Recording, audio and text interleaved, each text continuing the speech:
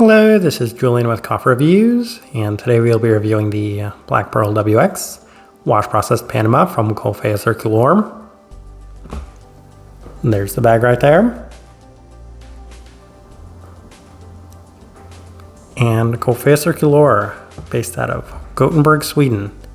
And this is the second Panamanian geisha that we included with our Coffea Circulor Gala Morales order. This one initially caught my interest because of its name, but then sold me because of its descriptor, as it very much sounds like my type of coffee. So I'm definitely looking forward to discussing this Panamanian geisha. This right here is day 46.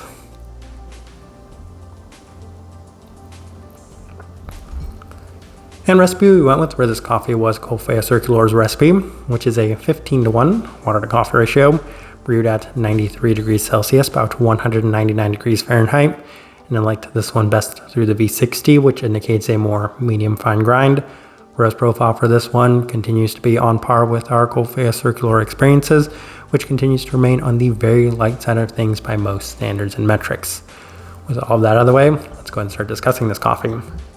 Day 17, first impression, and we opted for the V60 and immediately noticed a little bit more herbality than initially expected, as the listed floral aspects are at the forefront of the cup, but it is followed nicely by some great fruit depth, including plenty of the listed peachiness, as the best of this coffee was felt after a lengthy cool down, including a well-defined soft florality to the cup. Overall, it was a pretty nice start, even if it did initially skew in a direction that I wasn't necessarily looking for. Day 21, opted for the Chemex, and the brew is yielding a very strong Sunny Delight orange juice aroma to it, with a bit more of a sugary sweet cup in line with the listed milky oolong, which I found to be very interesting, as this coffee reminded me a little bit of boba tea, most specifically that brown sugar boba tea that I very much enjoyed. And then once again, it had the extremely soft but not overly common florality in the cool down and finish. And the reason I say not overly common florality is because this type of florality isn't necessarily something that I've experienced from other coffees. I think they have something on here listed as maybe like a daffodil or an elderflower, and that would make sense, as it's not a floral note that I'm overly familiar with. Nonetheless, it did have that soft florality in a little bit more of a floral direction that I haven't necessarily experienced. In addition to that, though, there's a fair bit of peachiness, and the combination of the peachiness, the sugariness, and the florality made for a very lovely day. Day 25 through the April brewer, and the cup continues to offer immense clarity and depth, as the grainy citric and peach qualities are both pretty well pronounced in the cup. There's an ever so slight gummy sweetness to the very strong florality, and a terrific orange clarity and definition to the cup. So really enjoying a lot of the factors and aspects in this one, as at times it reminded me a little bit of some lighter colored gummies. Day 29 through the V60 with Coffea Circulor's recipe, and it was skewing once again a little bit more in the herbal floral directions right off the brew. The coffee does open up tremendously on the cool down, and that's something that I really wanted to highlight, as there was an orange gummy bear-like sweetness present yet again. While the notes continue to feel ever so slightly soft, the flavor profile and intensity are ever present, with a lingering peach honeyed sweetness to the cup. Another really terrific day to this one. Day 33, opted for the Chemex with Coffea Circulor's recipe, and while it was not necessarily quite as good as some of the previous days, it still offered its own charm with some very clean but not necessarily high level of definition in terms of the floral components on this day. Might have a slight preference towards the V60, as this one offered a little bit more of that herbal component to it, with a little less distinct of a citric as well as peachy quality to it. And then day 37, back through the V60, and it was once again reminiscent of what I would describe as a slightly cleaner version of Bloody Bermudas, as it had a very sweet peach and boba milk tea quality to it. And I think it reminded me a little bit more of the hydrangea version of it, as that hydrangea version skewed a little bit more in the floral sense as opposed to the original Manhattan version, which was just a very straightforward peach gummy-like cup. There's still plenty of the listed peachiness throughout, but the citric qualities are also pronounced in a much more secondary way. And there's a complementary soft florality that skews ever so slightly with the cup in a sugary sweet direction. All right, let's go ahead and put up the tasting wheel so you can see what we're getting. And we have 3 level 5s, so let's go through those real quick. And we'll start with the cleanliness. Level 5. This coffee is much more in line with the expectations I had for a Panamanian geisha, as this one was super clean right from the start, and it didn't require too much of an adjustment to get this one to that clarity. Even with the herbality being something that was ever present within it, I feel like the definition to a lot of the more vibrant stone fruit components to it, as well as the floral aspects, did really seem to help this one quite a bit, as well as the citric quality, which at times I could say was so wildly defined in a direction that I hadn't experienced from so many other coffees that I couldn't help but put this one at a level 5. It's very much a true level 5, nothing higher, definitely nothing lower, so level 5 certainly on this one. Sweetness, level 5. This has got to be one of the sweetest Panamanian geishas that I think I've ever had, and it's interesting to me because it's skewed so much in that kind of brown sugar milk tea-like direction. In addition to that, the fruit sweetness in this one was through the roof, especially for a wash processed coffee, so massive credit to them on that. I definitely was not expecting that going into this one. Easily one of the sweetest washed Panamanian geishas we've ever reviewed.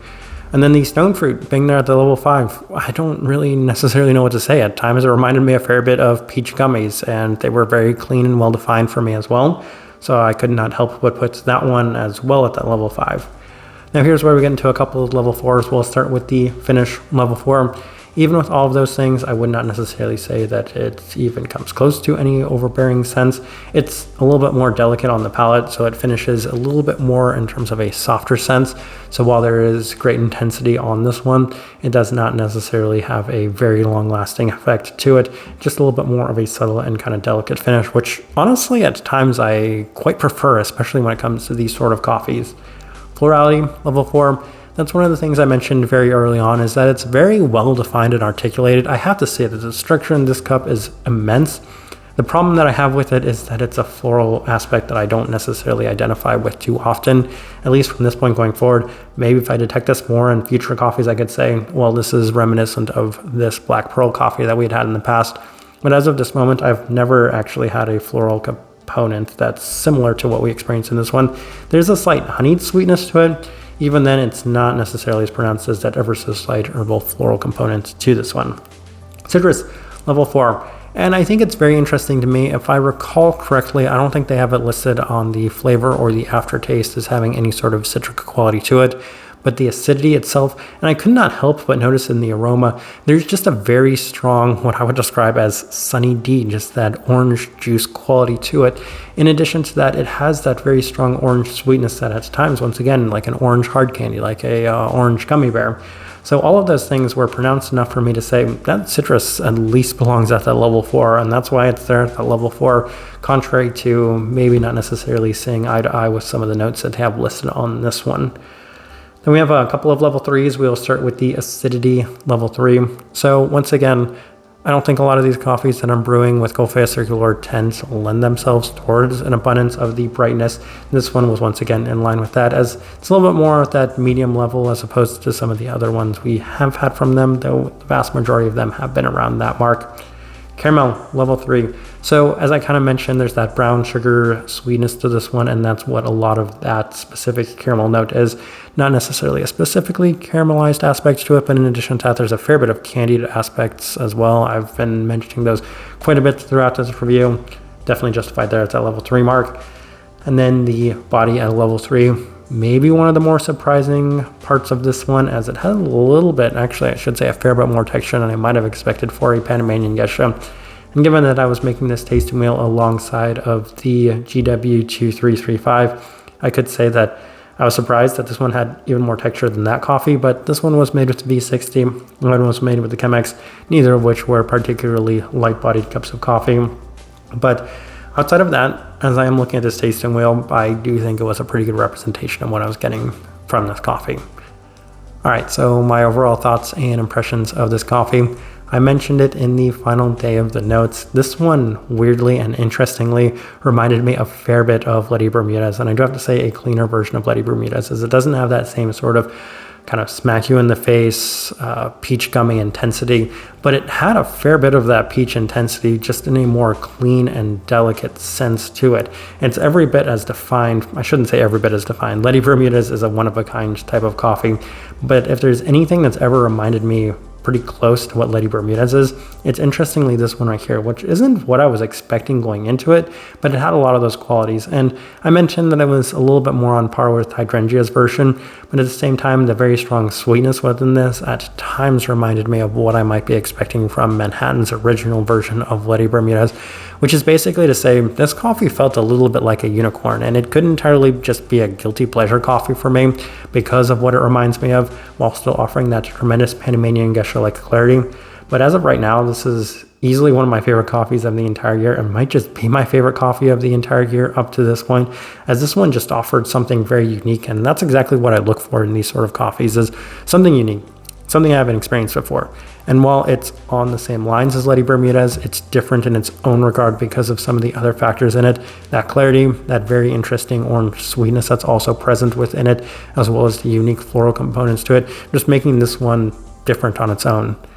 Type of person I would suggest this coffee to. I feel like if you've liked Lady Bermudez in the past, but you want something a little bit cleaner, this one offers a lot of those same attributes, most specifically that peachy quality, that milk tea quality, and plenty of that sweetness, plenty of that intensity, but a little bit more clarity. And I feel like maybe that's me overselling this coffee ever so slightly, but as somebody that really admired and enjoyed Lady Bermudez the first time around, I was really surprised at how much I enjoyed this one. Even though I had some extremely high expectations for this coffee going into it, this one somehow surpassed that. So I think if you've enjoyed that coffee in the past, there's a very strong chance you'd enjoy this one, but I also think that's the best way I can leave this review. If you by chance had an opportunity to try this coffee, I'd love to know your thoughts and impressions of it as well. If you're enjoying the content, give this video a like, subscribe if you're not already subscribed. And this right here has been a review of the Black Pearl WX Wash Processed Panama from Coffea Circulor. Thank you for watching.